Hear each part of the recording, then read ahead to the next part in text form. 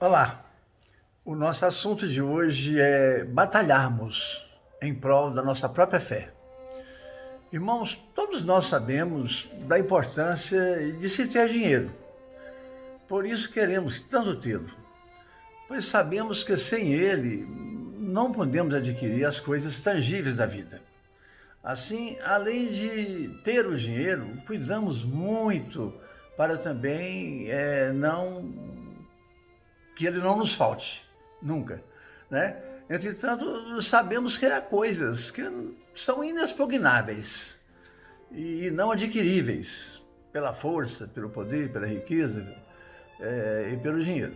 Estamos falando aqui de outra moeda espiritual, portanto intangível, mas real, pois sem ela não existiriam milagres e nem solução para causas impossíveis. Estamos falando da nossa própria fé e de seu inegável e irrefutável poder. Temos vivido dias difíceis hoje em dia em que lutamos e batalhamos pela vida, pela saúde e pela sobrevivência, nos preocupando em nos livrar da morte precoce, né? Nossa e a morte de quem nós tanto amamos. Aliás, temos feito outra coisa ultimamente, senão a de nos preocuparmos com a Covid-19? Entretanto, estamos nos esquecendo do mais importante, que é o zelo para com os dons espirituais, dentre os quais tenho eu como principal a fé, que não nos pode faltar hora nenhuma. O apóstolo Judas, não o Judas Iscariotes, mas o Judas, irmão de Tiago, e portanto irmão de Jesus também. Na sua epístola, capítulo 1, versículo 3, ele nos exorta, lá está escrito, a lutarmos com muita diligência pela preservação da nossa própria fé. Que de uma vez por todas foi entregue aos chamados do Senhor, aqueles que buscam a santificação em Cristo Jesus, nosso Senhor.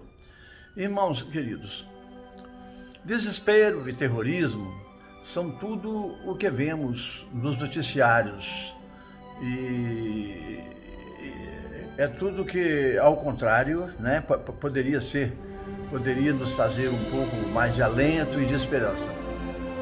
Assim, ele nos desanima. O noticiário mina a nossa fé dia a dia. Nós, entretanto, levados pela unção e pela proteção de Deus, temos que trabalhar pela própria fé, pois se trata da única arma e defesa que temos para combatermos o mal e estar com Deus, né? Em Hebreus 11:6 está escrito: de fato, sem a fé é impossível agradar e servir a Deus.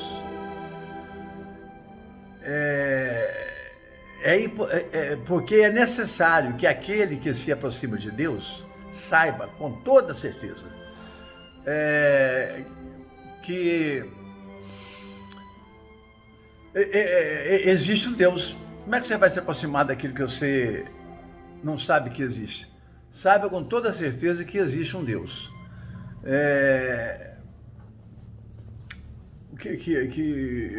Que busca, que serve aqueles que protege aqueles que o servem, né, que o buscam. Irmãos, a Bíblia feita pela Igreja Católica no século IV, eu não me canso de falar isso, equivocadamente colocou as coisas velhas da antiga aliança antes e por cima da nova aliança. Afinal de contas, você lê um livro, é da capa, né? Colocou o que não deu certo, por cima do Evangelho de Cristo Jesus, encobrindo assim o Evangelho que deveria estar na abertura do livro e não no seu final. Pois, como está escrito em Hebreus 8, de 7 a 13, se a velha aliança tivesse sido boa,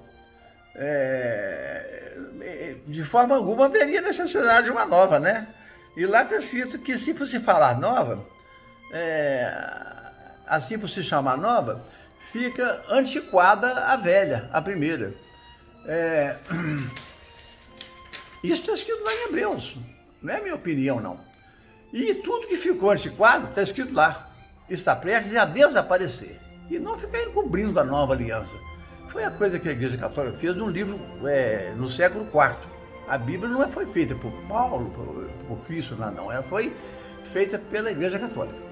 Assim, a partir daquela primeira maldição religiosa, tal como o catolicismo, que ainda produz frutos de idolatrias e perdição, até hoje, né?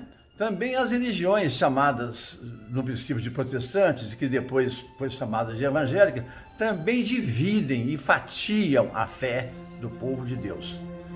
Reconstruindo o templo de Salomão, chamando prédios de igreja, inventando templos onde se deve orar, engessando reuniões comuns, transformando-as em ato litúrgico, apregoam sacrifício, reinventam dízimos, outrora pagos a sacerdotes e a levitas, coisa que nem mesmo a religião dos judeus pratica até hoje, hoje mais, né? Não pratica isso mais, né?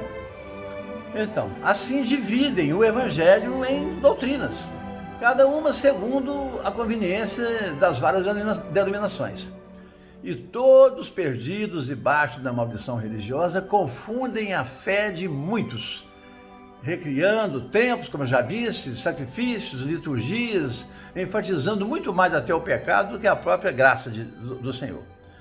Queridos, devido às muitas religiões e idolatrias em todo o mundo, a fé está enfraquecida e ineficaz, mas devemos por ela lutar, porque dela dependem as nossas bênçãos, sem as quais temos mortes e enfim, não é? E tudo de ruim. Nós dependemos das nossas bênçãos. Entretanto, eu vou te lembrar de um personagem da história do povo de Deus. Entretanto, Davi, desde adolescente, não é? Antes de tudo, foi sempre um guerreiro, né? Morreu de velhice, sem que flecha, espada e ninguém o ferisse, sempre testemunhando em seus salmos os livramentos de Deus, como frutos da sua própria fé. No Salmo 33, de 12 a 22, lá está escrito: feliz, feliz é a nação onde Deus é o Senhor, cujo povo ele escolheu para si mesmo, pois o Senhor, pela fé, escolheu povo para lhe pertencer. Deus olha lá do alto, lá do céu, e vê toda a humanidade. E de sua morada lá de cima, observa os povos e todo o morador da terra. Deus forma o coração de fé enquanto contemplam a sua obra. Não há rei, não há ricaços nem poderosos que se salvem pelos seus próprios exércitos, recursos financeiros, medicina, remédios ou avanços científicos. Mas os olhos do Senhor estão sobre os que o temem e esperam sua misericórdia, livrando-lhes a alma e no tempo certo da fome e da morte. Pois a nossa alma espera mesmo é do Senhor. Nosso auxílio e nosso escudo, nele nosso coração se alegra, pois confiamos em seu santo nome. Seja sobre nós, ó Senhor, a tua misericórdia é o que esperamos. Queridos, não pensem que todos os 378 mil mortos de Covid-19 e os 12 bilhões e meio de infectados dentre os não é? E os 12 milhões e meio, né, de recuperados, né? Dentre os 14 milhões de infectados no Brasil, contraíram o Covid-19 por não usarem álcool gel ou máscara, né? Pois estamos vendo óbitos, mortes de sábios, de gente intelectualizada, de médicos, né? Até mesmo entre os já vacinados. O que está acontecendo é o que está no Salmo 127:1, né?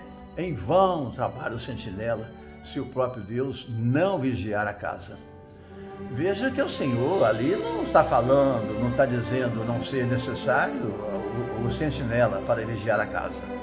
Porque mutatis mutandis, na nossa realidade dos dias de hoje, também se aplica ao álcool gel, à máscara, os cuidados que temos tido. Mas sem Deus, nada valerá. De alguma forma a pessoa não tem a proteção do alto. Eu sei que cada um de vocês conhece muito bem o Salmo 91. Pois a minha mãe sabe até de cor. Mas será demais hoje, será muito, que eu recite ele para você, adaptando aos dias de hoje? Não é? Então, desde o versículo 1,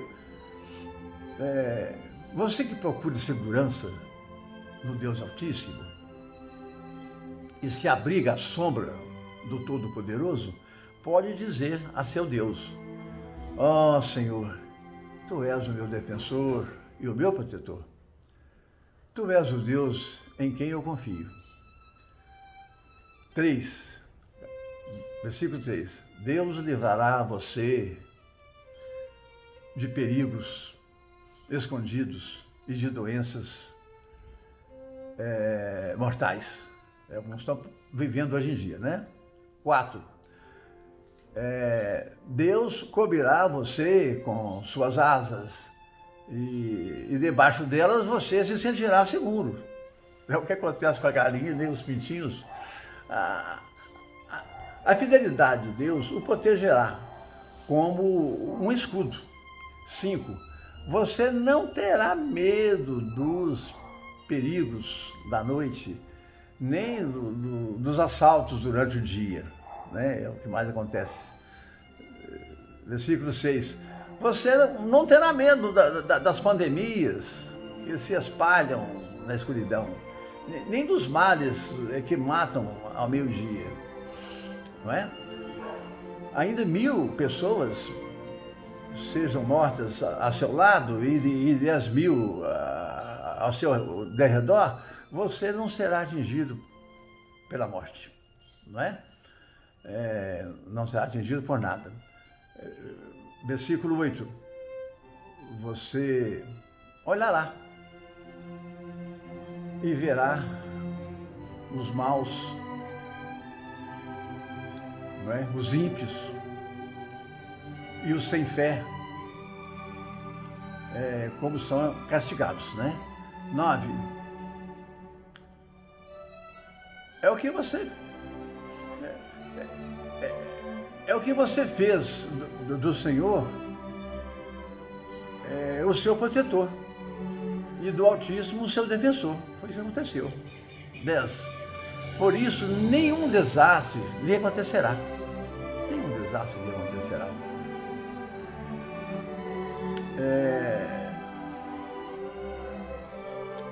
E assaltantes não chegará à sua casa. É o que está escrito lá, mutatis mutandis, trazendo isso para os dias de hoje, né? 11.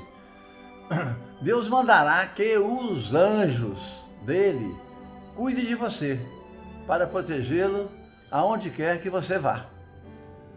É assim. 12. Os anjos vão segurar na sua mão. Os anjos vão segurar na sua mão, para que os seus pés desviem até das pedras, né? Dos tropeços. 13. Com os pés você esmagará leões, cobras e serpentes venenosas. Irmãos, a gente... isso é uma linguagem espiritual, né? E não literal. né? Nós não vamos pisar no leão, mas isso aí são lutas espirituais, ok? 14. Pois Deus diz, eu salvarei aqueles que me amam e protegerei os que reconhecem que eu sou o Senhor Deus e seu Senhor. Irmãos, quando Deus diz a palavra Senhor, é necessário que você também se veja na condição de servo dele. Não é? Se ele é seu Senhor, você é servo dele. Portanto, lembremos sempre que sem Cristo não há como você servir a Deus. Não há como você ver Deus, conhecer Deus e agradar a Deus.